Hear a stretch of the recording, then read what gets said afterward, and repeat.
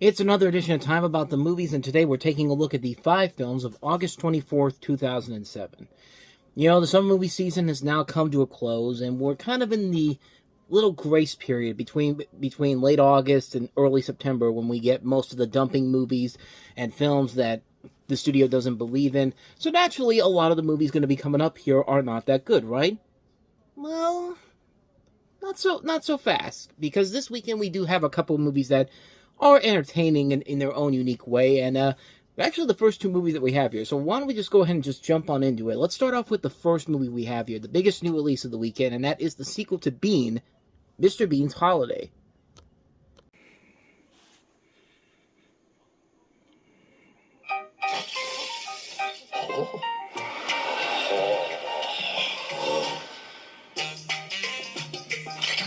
In his first film, he took America by surprise. But in his new film, the winner of this magnificent holiday is 919. Yes! France will finally get what they deserve.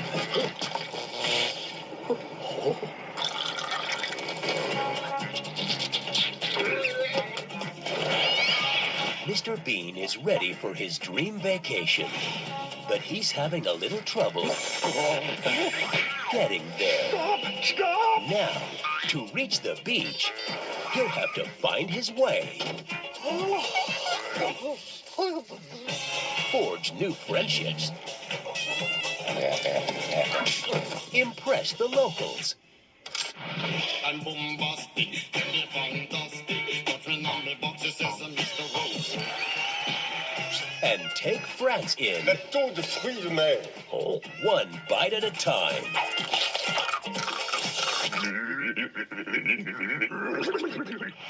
From Universal Pictures. This summer, there's no telling where he's going.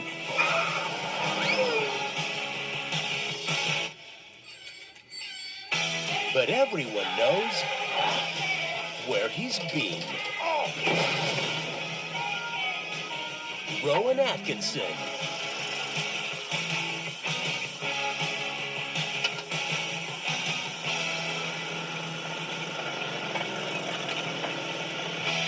Mr. Bean's Holiday. Un café? Oui. Du sucre? Non. You speak very good French. Gracias.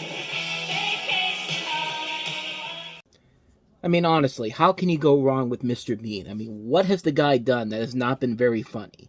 Like, even the animated series is very funny, but Mr. Bean, you know, Rowan Atkinson makes this character work, you know, just a very fun character overall, and it's just, you know, what more can you say about him? He's a very funny character, and, you know, he's been in the great movie before, Bean, which was a very funny film. This is actually a standalone sequel to Bean. None of the characters from the first movie are in this one here, and this one is more... This one is more right at home in the UK, because the original film was, you know, he comes to America and all that, but in this movie you have him, Mr. Bean, winning a trip to Cannes, France, but on his way there he is mistaken as a kidnapper and meets an award-winning filmmaker after he travels with both a Russian filmmaker's son and an aspiring actress in tow. And the funny thing is that the original Bean was PG-13, and this is one of the rare times I've seen it where we've had a sequel that's not PG rated. It's not a lower rating. It's 2 times the lower rating. This was a G-rated sequel when it came out. You know, this was back when, hey, the G rating could still be somewhat profitable. And, yeah, they used it on this movie, and it turned out to work very well for them. The film was a massive hit. It was actually a very successful film in general. And, yeah, this is more right at home with what you expect with the character of Mr. Bean. Like, the movie Bean was a great movie, but there are times when, yeah, it definitely feels very much generic as a fish out of water story, but this feels right at home with the character. Like, you watch this movie and you think to yourself, if you've seen any of the other Mr. Bean works before this fits right at home into what the story is, and it's just a very fun film overall. You see a lot of the good comedy gags in the trailer there. You know, him just, you know, dancing in the middle of this area, this section of this. I guess it's like a shopping area or something like that. Or the part where he's trying to ride this motorcycle, and you got this guy who's trying to help him, I guess it's his motorcycle, and he's just like, and he's like slowly but surely going away. Like he thinks he's getting away, and then all of a sudden the mechanics behind him just going like, getting this look like, what are you doing? Like that's funny stuff right there. And there's a lot of that all throughout the course of the film. It's a very silly movie. It's a very fun movie overall. I really enjoy this one a lot. It's Mr. Bean. Like, if you love Mr. Bean and you like that style of comedy, this is definitely going to fit right up your alley. And this is definitely a film that fits right up my alley. I love Mr. Bean. I really like this movie a lot. I would say it's actually better than the original Bean movie. I think it's a lot of fun. Very creative, very fun. What more can you say? Mr. Bean's Holiday is pretty damn good. So with that said, let's go ahead and move on to our second movie here, and the second of the two good movies we have this weekend, and that's Jet Li and Jason Statham as they go to war. You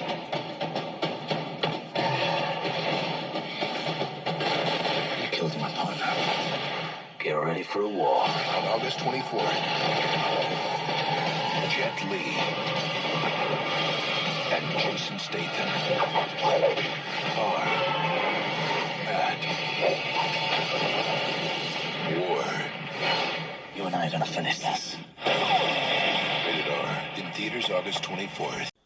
Maybe the most generic title for an action movie ever, but every time I see that word war, I just think of that King of the Hill joke where, you know, Bill, there's an episode where Bill is friends with these muscle-bound guys, and they build a gym, because Bill just built a gym in his house, and they basically take over his house in general, and he's in pain, and, you know, they're in his living room, and they're playing this card game, and they're playing war, and, you know, they're talking about, you know, how is like how all these presidents have no mask to them, and one of them, played by Randy Macho Man Savage, is just like, well, that's why they won't let Arnold be president. It ain't right. And then the next thing you know, they find the matching cards, and they're just like, war. Like, I always think of that whenever I think of just the word war. But war in this case is a film where you have Jason Statham playing an FBI agent determined to take down a mysterious assassin known as Rogue, who's played by Jet Li after his partner is murdered. And what the hell was that? After his partner is murdered, is what I'm trying to say here. And, yeah, it's a very generic action film, but it's a good, fun, generic action movie. You could tell this was made after the success of Crank, and coming out around the same time Crank did, but Crank is a much more enjoyable movie. But this film actually is pretty good, too. It's fun seeing Jet Li and Jason Statham combating each other. It's the first time they've been in the movie together since The One, which is a silly, fun movie that came out about 6 years ago, from this time period, but it's a really good fun action film. It's a film that knows it's not going to do anything great story-wise. We've seen the story done this so many times before, but the action sequences are top-notch. The action sequences are a ton of fun. The choreography is very well done. This is done by Corey Yen, who's done a lot of work with Jet Li films, and it's a really good movie. It's a really fun movie. It's not a great film overall. It's definitely not a film I would say I'd highly recommend it, but it's a film that is very over the top and fun. It knows what it's trying to sell to people, and it is a very engaging, very entertaining film. Just really good fun time overall, and especially around this time of the year when you're getting a lot of these lackluster these movies that are being dumped by the studios. Here's one that actually does kind of work as a fun, little guilty pleasure film. I really enjoyed this one. I thought it was a good time. War's pretty good. In this case, it's good, you know. But with that said, let's go ahead and move on to our next movie. And now we're getting into the films that the studio probably had high hopes for, and the end result was not so good. Let's talk about the Nanny Diaries. She's one of New York's newest arrivals. I'm the new nanny. She's one of Manhattan's most elite women. Nanny, in the morning, I need you to stop at Tiffany's and pick up Mr. X's watch. And I need you to dry cleaning. Now, they're both going to find out Look, it is yoga hour, and Mommy is on the phone. what really matters. He doesn't care what you're wearing or what you buy him. He just wants you there. The Nanny Diaries. Rated PG-13 everywhere August 24th. You've got a movie that has Scarlett Johansson, Chris Evans, Laura Linney, Alicia Keys, Paul Giamatti. You'd think there'd be something more to this movie, but yeah, this is definitely one of those movies that had high aspirations in the production stage, but after that, not so much. This is based off a book of the same name by Emma McLaughlin and Nicola Krauss. I think I'm pronouncing that name right, but you have Scarlett Johansson as a college graduate who goes to work as a nanny for a wealthy family in New York City. Ensconced in their home, she has to juggle their dysfunction, a new romance, and the child in her charge. And it's a pretty bland, generic movie that really does not use these actors to good use whatsoever. They're just playing stock characters. You know, a movie like Uptown Girls that came out 4 years prior, I think did this story much better overall. And that had Brittany Murphy and Dakota Fanning working off each other very well. I don't buy the chemistry between Scarlett Johansson and this little kid whatsoever. And you know, considering that this is Black Widow and Captain America before they became Black Widow and Captain America, I would have thought the chemistry between the two of them and their romance was going to be a lot better, but it really isn't. Like, I didn't buy their chemistry at all in this movie, which is incredible to think when you really think about it with what these two would eventually become later on down the road. But yeah, there's just nothing in here, man. This is a dreary movie that really has a hard time figuring out what it wants to be. Does it want to be a comedy? Does it want to be a drama? It can't balance the two things together and make a film that actually works in the end. And it's just going on the star power, thinking that if they use the star power, that's what's going to help them make the money back. And I mean, I guess it kind of worked because it did double its budget back. It made like $47 million off of a $20 million budget, so there was at least that. But really, there could have been so much more. A much better movie is clearly in here, but it's just not showing up on screen. It's a film that I think you needed some better directors to come in here, some better writers to adapt the story and make it much more interesting and much more fun. And it's just not there, man. It's really it's a real letdown of a film. I was really looking forward to it, but when it came out, but it never really did anything to make me glad to see it. It was just kind of like, yeah, there's just nothing there. It's a lackluster film. It's not worth it in the end. So yeah, a hard skip on the Nanny Diaries. So let's go ahead and move on to the next movie we have here. Samuel L. Jackson and Josh Hartnett starring in Resurrecting the Champ. Up and coming. Tired as man. Nothing in between. The streets can beat you up. No, I ain't no bum. I'm just homeless. The grind can beat you down. I forget your pieces while I'm reading. But the truth can set you free. You okay? It's fun to beat the champ. There's this boxer. He's living on the streets. Your story is my title shot. You ask a question, I answer. Inspired by a true story, Resurrecting the Champ, rated PG-13, opens August 24th. Yeah, let me just say that The Soloist was a much better movie, but that was a much better movie than this was. It was pretty much the same story with Robert Downey Jr. in the Josh Hartnett role and Jamie Foxx in the Samuel L. Jackson role. And he wasn't a boxer in that movie. He was a musician, pioneer, an aspiring musician. But in this movie, you have a fictionalized former athlete played by Samuel L. Jackson living on the streets of Denver who attempts to impersonate the life and career of a former professional heavyweight boxer. And Josh Hartnett is the news reporter who wants to tell his story. You also see Alan Alda there, David Paymer, and Terry Hatcher. And yeah, this is a really boring movie, man. I mean, we've seen movies like this done so much better. Like I said, I mentioned The Soloist, which comes out a couple years later. That's a much better movie than this film is, where you have a reporter trying to help a homeless person out who has aspiring gifts to them. That's a much better movie than this film is. This film just feels like a film that was just regurgitated from the same factory that thought they were going to make this inspiring sports drama, and there's just nothing there. It's a boring movie. Samuel L. Jackson's kind of wasted in this film. Josh Hartnett's trying his best to work with the material as much as he can, but it's just not there. It's a real boring movie. It's a film we've seen done to death so many times before. There's just nothing of value there whatsoever. And I just got nothing out of it. It's a snooze fest of a movie. Nothing is happening. Nothing is working. It's a bad film. It's a real bad film. So, with that said, let's go ahead and move on to the last movie we have here, a film that is one you probably never even heard of, because I completely had no idea this movie even existed until I recently saw it on here. Like, I had heard about it before, but it's been so long since I've seen this movie that I'm about to talk about here, and that is Illegal Tender. This summer, I gotta go see somebody about my mother. in a world he's never known, You wanna negotiate with me? Not a good idea.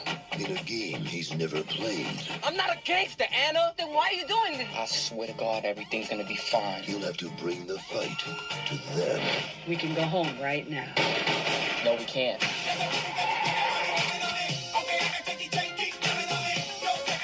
They're gonna keep coming. They're not gonna stop.